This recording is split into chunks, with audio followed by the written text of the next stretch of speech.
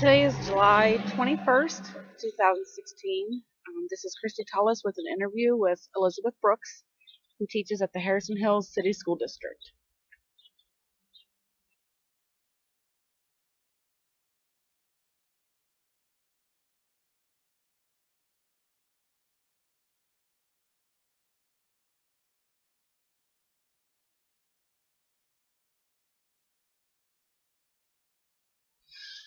Okay, so It's working for you? it's working now. Okay. Okay, so I just need your name and your school.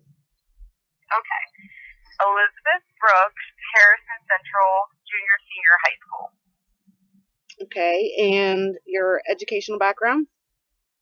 I have a bachelor's in education from Kent State University and then a master's in educational leadership from Salem University. Okay, and your teaching experiences? Which I know you've been at the high school, right? And that's it? Yeah. I have taught grades 7, 8, 11, 12, AP, and various electives. Yes. Okay. There's a lot. And your reasons for becoming a language arts teacher? Mostly because I like the subject and also to help kids in our area in Appalachia. Mm-hmm. And your belief and or philosophy for teaching? The number one thing I think is to get to know the kids. If you can get them interested in the subject, then that makes your life so much easier. Get to know what they like and then kind of go based on that. Okay. And do you have certain methods that are effective and efficient? Oh, yeah. Like one of the things that we almost always do is called think, pair, share. If you look it up on the internet, you'll find it all over the place for language arts strategies. Okay. And then Socratic seminar is another one. You probably had to do some of those, I'm sure. But I think like one of the best things is to get away from like the teacher leading and make the kids get up there and like teach the class what they learn. That's interesting. Yeah, that's what, like presentations, a lot of, we use Google now, so I make them do a lot of Google presentations up in front of the class. And I think that's the best way because they pay more attention when they're teaching themselves. That's true. Yes. Do you get a good response classroom-wise? Oh, can you say that one more time? I didn't hear that. Do you get a good response classroom-wise? Oh, yeah. As far as, like, involvement, yeah, because I always make them save their questions for the end, but they always ask questions. And sometimes, you know, if it's just a teacher up there talking, they don't hear the whole thing. So, yeah. What are barriers for teaching? Well, number one would be parent involvement, I would say. I'd say that's huge. Sorry? I'd say that's a huge problem.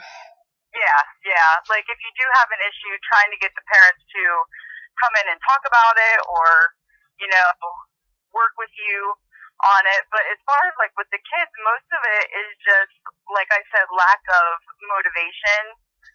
So that's where I think it's real good to get to know what they're interested in and then try to, like, pull that into, which with language arts is easy because you can cover almost any genre you want with reading. So it's true. Yeah, I think I have it easier in that respect than some of the other subject areas. So do you, in your classes, you do just both group discussion and like with individuality, or how do you divide that? All I heard was discussion and individuality. Sorry. It's okay. Like when you do group readings with text, do you just do like a 50-50 split between that in the individuality of it? Yeah. We have if you want to look at the curriculum we follow now, it's called Louisiana Believes, and it like lays out all the units are thematic. Mm-hmm. So usually there's like, and we go by 9 weeks. So like each unit would cover a 9-week period. Okay. And there's always like one novel, and then there's smaller texts. And a lot of times now, like the stress now is on nonfiction. Really? Yeah, so like usually the novel is something fictional, but then you have all these nonfiction articles that go along with the same theme, and they might be from the same time period, but the theme is the same. That's interesting. Yeah, and it took me a while to get used to it because I like to go in chronological order of Beowulf, like up to the Harlem Renaissance, you know? It's a pretty big span. I couldn't do that. Like, I had to change all that. So, yeah. Solutions for dealing with the different learning levels for each student. Mm-hmm. What's your solution for the classroom? Okay. Well, one of the things I use a lot, especially when doing Shakespeare, are adapted texts. Like, No Fear Shakespeare is one of the things I use a lot for students who are struggling with Shakespeare. And I know you've seen them before. I'm sure once you see a cover of them, you'll know exactly what they are. Actually, I've never seen them, but I had a student yesterday telling me about how you use that in your class. Yeah. Yeah, they're at the library, actually. A lot of kids go to the library and check them out. Oh, so, I'll have to look. Instead of buying them. So. Those sound like a lot easier for studying. And also, I have, when I teach junior English, that's the year that the foreign exchange students are in our building. So, yeah, I usually get at least 2 or 3 foreign exchange students each year. But at the beginning of the year, we work with them. They have an app on their phones, and they can look up vocabulary words because that's their biggest barrier. Mm-hmm. But then, like, probably around Christmas time, we take it away from them. And then they're, and they do very well. It's like a little crutch at the beginning of the year for them. So. Yeah.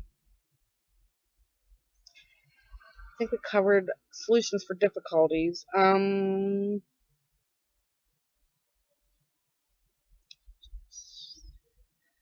don't think. Do you share teaching experiences with other teachers? Very rarely, because we're so small. So I'm the only one, like this year and next year, I'm the only one that taught 11th grade and 12th grade. There was no one else. Holy moly. So how many kids do you have?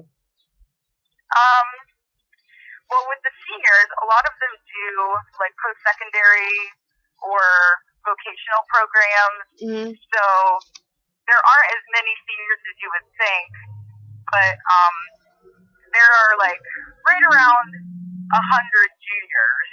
So give or take a few. That's still a lot. Yeah, it is. It's a lot, but yeah, I normally have 3 classes of juniors and then 3 classes of seniors. And then AP on top of that. So yeah. Heavy load. Do you have any recommendations for future teachers? Yeah, I do actually. If you can find what you want, like as far as lesson plans and activities, if they are already created by someone, definitely, use their assistance. Like, don't feel like you have to create everything, because that's what I started off doing, was creating everything. Mm-hmm. And a lot of it's online, people have these great ideas they put out there. So, yeah, we actually rely on online resources a lot. That's good to know. Do you ever have issues with different devices that you require for class? Oh, I are mean, you talking like Chromebooks and stuff yeah, like well, I mean, that? I know the school supplies them, but is there ever anything that you use, I guess, if that are programs that the students aren't familiar with? Um, there is one that we use that not all the students were familiar with, and it's Quizlet. Uh-huh. I don't know if you're familiar with that, Uh-uh. but yeah, it's really actually another teacher told me about that, so I'm glad I listened. But it's really easy for kids to like study for Yeah. upcoming large tests on Quizlet. You can make study questions and then they can go through them and practice. So it's like an online study guide? Yeah, it could be. But you have your own account, so you can make your own questions. Like the students could make their own, or the teacher could create them and then share them with the students. That's So, interesting. or one student could create a question and then other students could add to it. So, Huh. yeah, it's kind of neat. That's one thing. And then, of course, we use Google Classrooms, which I think by now most of the seventh graders aren't used to it yet because they use iPads in the Yeah. elementaries. So the seventh graders have to transition from iPads to the Chromebooks. But yeah, by the time I get them, they pretty much know how Google Classrooms works. I don't think I've even heard of that program. I'll have to check it out. You know? Oh yeah, it's nice. The only barrier though with that is that in Harrison County, a lot of our kids don't have internet at home. Such a huge problem. Yeah. So when they go home, like I always have my assignments due at midnight that night so that they can be ready for class the next day. Yeah.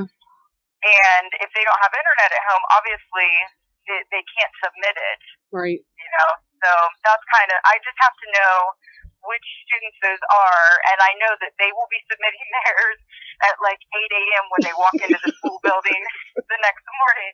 But it's nice, Google Classrooms, it'll tell you. It says, okay, it was uploaded at like 8:02 a.m. So, that's nice. yeah. Yeah, you just have to keep track of all the kids and all of their issues. So. All right. Well, I think that does it for me. All right. Thanks. If you need anything else, let me know. Okay. Well, good luck. Thank you, ma'am. Okay, Christy. We'll talk to you later. Bye. Bye-bye.